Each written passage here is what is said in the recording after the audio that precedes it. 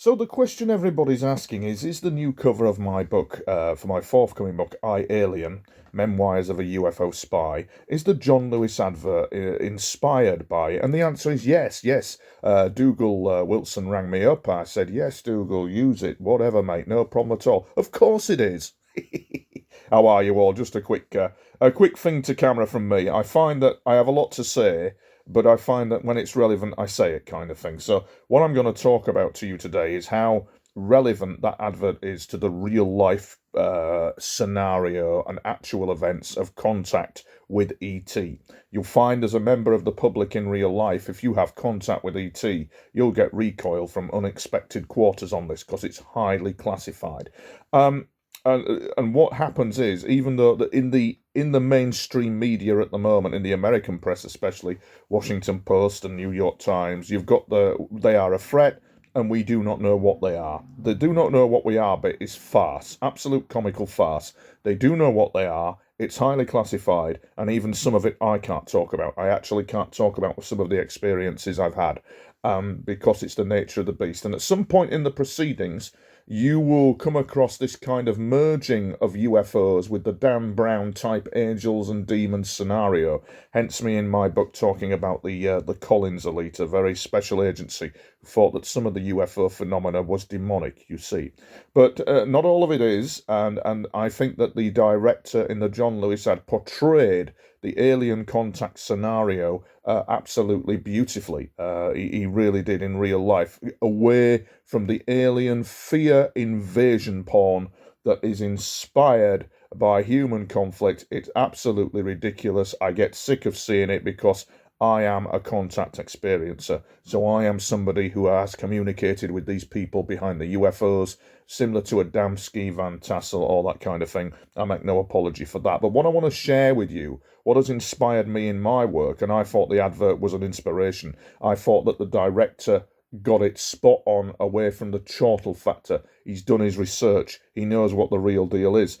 Ask people in Peru or even Sweden, and they will tell you that they've had contact with them as well. It centres around the girl, doesn't it? The alien girl who's like blonde. And that is so... She didn't have blue eyes, though. Normally they're blonde and blue-eyed. But that is so close. So absolutely close to the mark of what they look like. It's uncanny.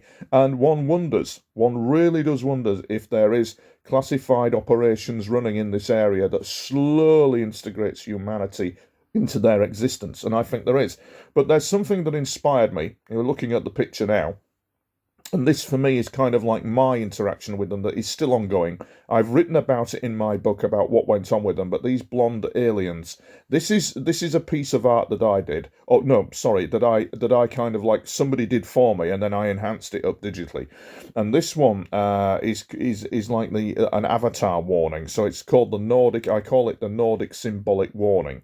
And what it is, during the year of 2014, when I was going to do something for Channel 4, I had that spectacular vision delivered to me by them. The clocks, the actual kind of triangles. It was a doomsday scenario thing that they were presenting, and at that time, Russia was gearing up for conflict with the Ukraine. And I remember that you see the blonde, blue-eyed alien guy in the centre there of the image. Well, I actually remember he was speaking to someone as if the volume was on mute. So you didn't hear what he was saying, but he was speaking to someone. And throughout my book, I, Alien, Memoirs of a UFO Spy, we see the situation going on of these Nordics speaking to an Earth agency across a very advanced communication network called ESCOVs. The diaries of which, the times and dates of all that went on with that is in the book as well. So it's all very clever stuff. What I wanted to actually talk about, believe it or not, and I can sit here and talk about my book forevermore, which I will start doing, but I didn't want to talk about that. I wanted to talk about what that advert was communicating, which was contact with those from other worlds. And that's what happened to me. And I want to share you a story. And I did a piece of art in memory of her, and I'll get into that as well. But I want to share a story about what happened to me. The important point is, like the film director in the John Lewis ad, my experience was one of beings that were involved and highly intelligent, contrary to the alien fear porn that we see. It's interesting. There are complexities with humanity and alien contact. Just ask the Russians; they know. Russians ran a special psychic warfare unit that you only used females, and one of the leaders of this unit, who I'm really genned up on now, he gave an interview to Pravda indicating that his unit, his psychic warfare unit, had communication with extraterrestrials, but they didn't communicate anything militarily or anything like that. It was all medical communication. It's interesting when I approached them that they turned round to me and said, Tony, open your heart to them and they will communicate. Well, life, it would appear, opened my heart to them in 2018 when I actually had a situation going on where I lost my mother to dementia. It was absolutely horrendous, really horrendous what happened there. We lost the battle. She lost her mind to dementia. At one point, it got so bad that she was constantly waking me in the night, and I was a carer at the sharp end. And unfortunately, when she passed over, the local authority wanted me out the house. And this appears to be the problem with carers who have been caring for loved ones all across the UK. If you're in rented accommodation by a local authority, they want you out. They want you on a bidding list. It's not nice. A miracle happened in that I managed to find a flat in Southport via the local church because I had friends here. It was an absolute miracle how that happened. But at the time, what I'm gearing up to talk about, at the time when all this happened, I also had to have major hernia surgery, move house, and cope with the loss of my mother, and I was cracking up. And I remember going to get this hernia surgery at York, because it was booked to be at York, and then I had to come back here to Southport where I was living.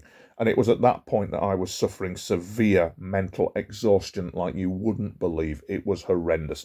And not only that, I was having to put up with the strange recoil that you get when you're a contact experiencer.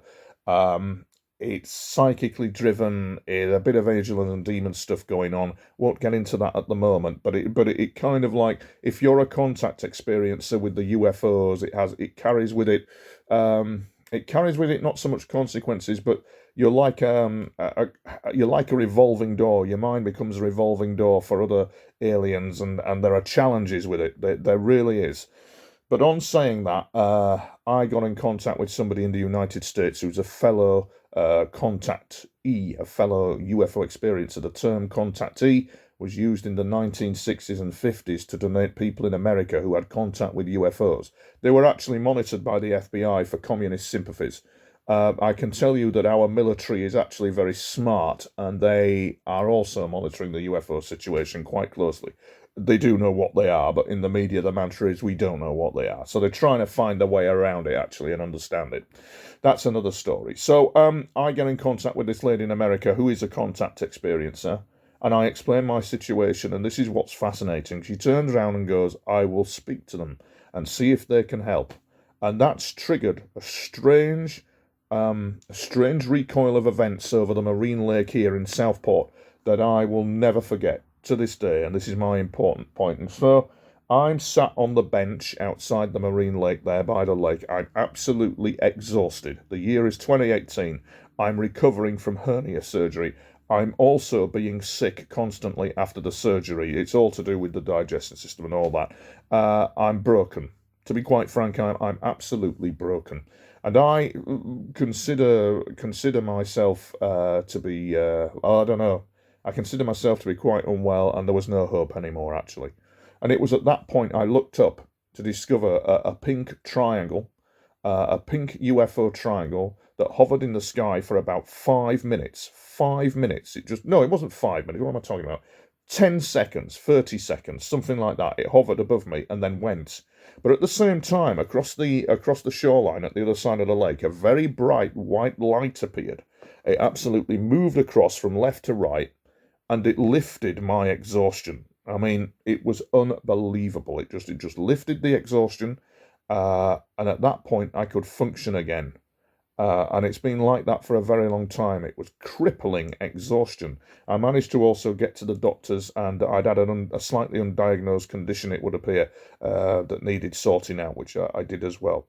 But this was the bit where, kind of like, for me, the John Lewis advert just floats my boat, because the alien contact scenario then happened. In that, about 4 to 3 days later, I was in this place in my living room, asleep. The living room, centre of strange goings on for me. I was asleep. and I felt I nodded off, and all of a sudden, in my dreamscape, I had a lucid dream of this beautiful alien woman coming towards me, green skin, bald head, beautiful eyes, and she had this beautiful vibe about her of field love kind of thing. It was amazing. She was awesome, and that's the point. They are evolved. They are highly intelligent. Stephen Greer's assessment, is actually correct. There are evolved star nations out there trying to warn us about what is going on, and it's complex to the level of it being possibly Star Wars going on above our heads. There's some sort of Cold War incident going on, as if alien NATO is watching alien Russia. As to who alien Russia is, that's another piece to camera to do, actually. That really is fascinating, but alien NATO will assume it like that. We'll go down that line. But she was evolved, she was beautiful, and putting the war elements aside and all the alien invasion fear porn, I was being lied to. The public are being lied to. They're nothing like what they're being portrayed like. And she was incredible. She was absolutely amazing. She was telling me that, unfortunately, she said, we don't know all that goes on in the universe. It's a big place, but we will be monitoring your situation from this point onwards. And they indicated to me that they were from Arcturus. And she also indicated to me that they did leisure activities with recreational vehicles on a moon near their planet. I can't make this up. I've not got the intellectual capacity to make it up. But what I will say is that in celebration of her, I did this amazing art, which I'm very pleased with, which I did in like a bizarre trance called Avatar of Arcturus. And here it is, and it's in my book as well. And I'm very proud of that piece of art. And it celebrates her and who she was. And a few years later, I never saw her again for quite a while, but I knew she was there. But about a year to 2 years later, she actually came in over the houses here in a beautiful green, emerald green type UFO. Now, I think it was her, but the UFO I actually saw originally was the pink triangle lights, coming over me. But this was beautiful emerald green, which reflected her colour. And they came in, glided over, it hovered a bit and flew away. We caught a photo of it, but we couldn't, my phone camera just couldn't quite get it correct. And only a few days ago, even before the release of the advert, I heard her again call my name, and I knew it was her. And there are complexities to the contact process. There really are. When you're speaking to them, it's all very complex. It's to do with signals and subconscious processing and the time continuum, and even human beings in parallel universes, which I'll get to probably on the next clip. But I hope what I'm talking about is the art. And in my book, I portray this network, this advanced communication network that I call SCOVs, Special Contact Operation Verisea, to which I was an asset of. In the book, I portray myself as an asset. It's all based on real events. And what I noted during this operation was the fact that ET, these aliens, were exchanging art to human beings across the network, and the alien art was absolutely incredible. Depth, colour, like you wouldn't believe. It was an incredible sight. So really, Dougal Wilson has been an absolute inspiration with his John Lewis ad. It certainly inspired me to realise that I'm on the right track, and I can't thank him enough. So that's my little piece to camera about it all. I hope you enjoyed it. My book is coming out shortly, all being well, November, December time. We're just going to crack on with it, and it's one hell of a read. It is called I, Alien, Memoirs of a UFO Spy.